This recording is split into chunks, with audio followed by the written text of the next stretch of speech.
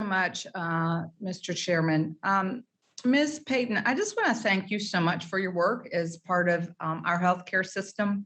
As a cancer survivor, and I'm a two-time cancer survivor, I know well that behind the many doctors and nurses, there are also dozens of technicians and clerks and administrative assistants and sanitation staff that are making sure that everything always runs smoothly and patients get the care that they need. And you're all frontline workers. So I want to thank you first and foremost for your really hard work. And I find your experience really, really troubling. And so how do the wages and working conditions that you've experienced affect morale amongst you and all of your coworkers?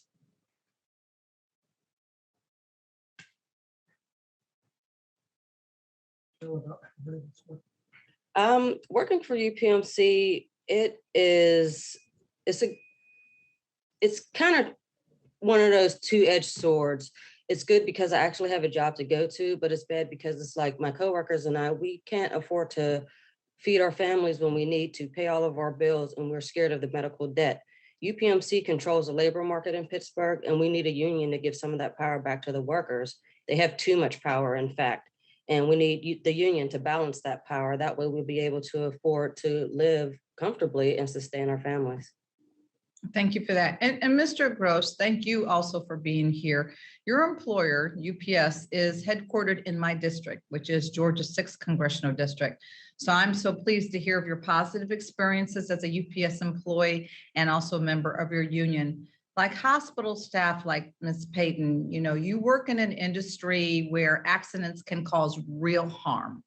And you mentioned that your union worked to secure rules that were beneficial to drivers and also promote public safety. Can you expand on that, please?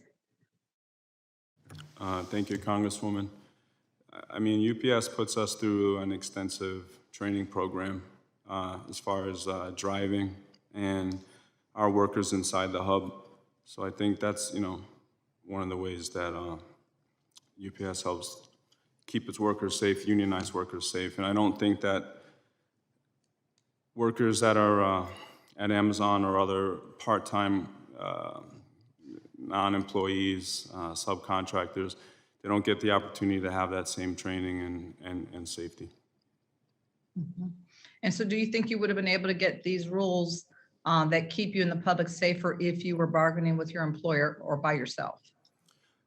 I think that the collective bargaining agreement is what levels the playing field with companies, and I think that would definitely allow workers to have an opportunity to have a voice and a say and to be safer on the job. Thank you. Ms. Payton, I'm running out of time. You testified that you asked your employer to provide you with more PPE and that they told you that this is what you signed up for. Did you feel like you had any recourse whatsoever? Any other actions that you could have taken at that point? Being that we're not a union at UPMC, it was kind of difficult to even go further in that. We do deserve better PPE and more information because we are putting our lives on the line. We're putting our families' lives on the line. And if we had a union, it would just make our lives essentially better. Like instead of feeling expendable, we should feel essential, like the essential workers that we are. And Ms. Payton, you testified, Mr. Gross, your testimony mentioned that Amazon no longer lets drivers like you come into the facility and that you and your fellow drivers think this is about controlling the information that Amazon employees and contractors get. Can you tell us more about what led you to that conclusion, and what would you tell an Amazon driver based upon these experiences that you've had? I would just say that Amazon doesn't want us talking to those employees because they don't want them to understand the power of our collective bargaining agreement. They don't want them to understand the rights and the wages and the standards that we enjoy in the industry. I don't think they want them to know their worth in the industry. And so I would tell them, that be open-minded and learn and strive to have a collective bargaining agreement. Mm-hmm. And I think I'm just about out of time. But thank you so much to each of you for being here today. And thank you so much for being so candid and honest with us. And I yield back the balance of my time. The gentlelady yields back. I now recognize the gentleman from